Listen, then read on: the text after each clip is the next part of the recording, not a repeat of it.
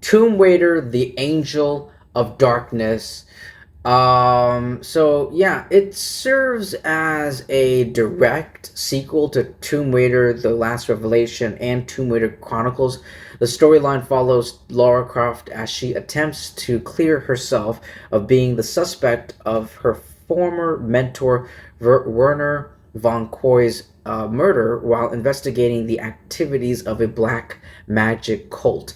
The gameplay follows series tradition with Lara navigating platforming environments while incorporating stealth and character growth elements. The game's development began 3 years before its release. The intention was to create a different game from previous entries in the franchise, one that could compete better with newer action games and fully exploit the potential of the sixth generation of gaming platforms. It was also planned to be the first in a new trilogy of Tomb Raider games released for the new generation. However, development was fraught with difficulties, which led to the game being delayed twice, and numerous planned sections of the game were scaled back in order to meet deadlines. All right, so this game came out in 2003, and it's definitely the most controversial title in the franchise's history. Intended as a grand next gen debut for the PlayStation 2, it was famously rushed to market, leading to a game that was technically broken but narratively ambitious and bold for them. The 2025 remastered version has somewhat redeemed its reputation by restoring cut contact and fixing foundational issues, though many of the original core flaws still remain.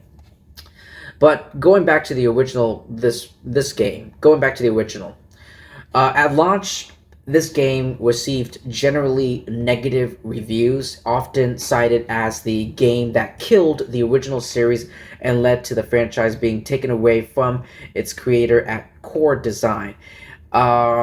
It was, we've got a broken experience. The game was plagued by game breaking bugs, a frustrating camera, and sluggish tank controls that didn't work well in the more organic, non grid based environments.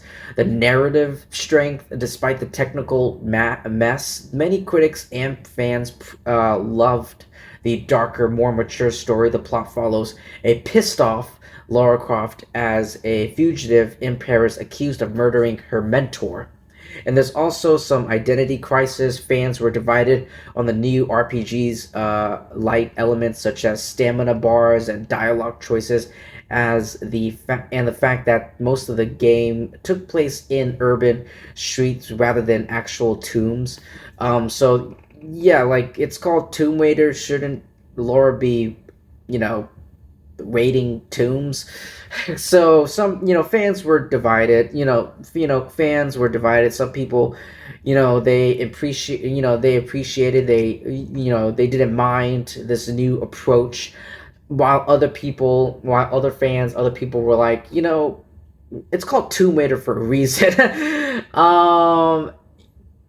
And then, going back and then flipping to the 2025 remastered version, the controls for the 2025 remastered one, the new modern controls make Laura feel more responsive and intuitive, finally allowing her to move more like she does in later games.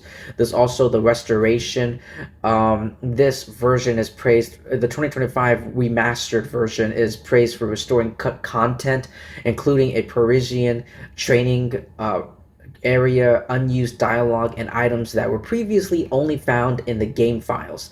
The visuals are also updated. Textures are a mixed bag. While characters' models look great, some fans feel like the HD textures remove the gritty, grimy atmosphere of the original Parisian backstreets. I'm pretty sure slightly mispronounced that name.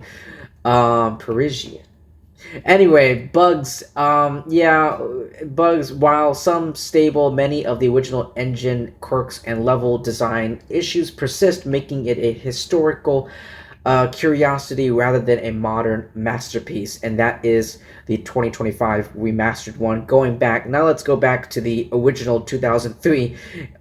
So there are some there are some highlights and there are some lowlights. There are some ups and downs, pros and cons. Everything has ups and downs, good and the bad. So let's talk about that and break that down.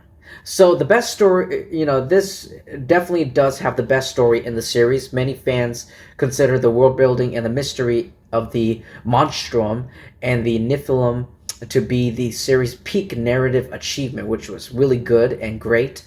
The Curtis Trent players take control of a second character named Curtis, whose unique psychic abilities and Chiragai, I don't know how to pronounce the name, Blade are much better implemented in the remaster than the original. And there's also the level up mechanic, the controversial system where Lara must perform tasks like kicking doors to gain strength to climb further is still present and remains a point of frustration for many.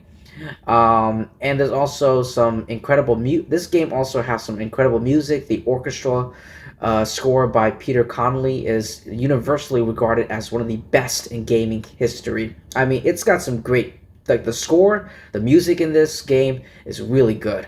And it's not good, like it's incredible. And there's also some and here's some historical context.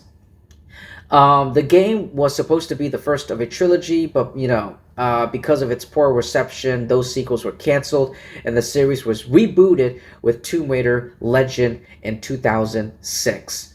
All right, ladies and gentlemen. So overall, it's definitely a step up from Chronicles. But there are some issues that I personally had when playing this game. This there are some things that I like, but overall, it's just, even though this game sold like 2.7 million copies worldwide, it's received negative reviews from critics. I really enjoyed the story. I love the story, the narrative of the game. But the game suffers from so much at the end of the day, from the poor controls, the horrible camera, the camera angles and movements, and the numerous, so many, like, technical issues.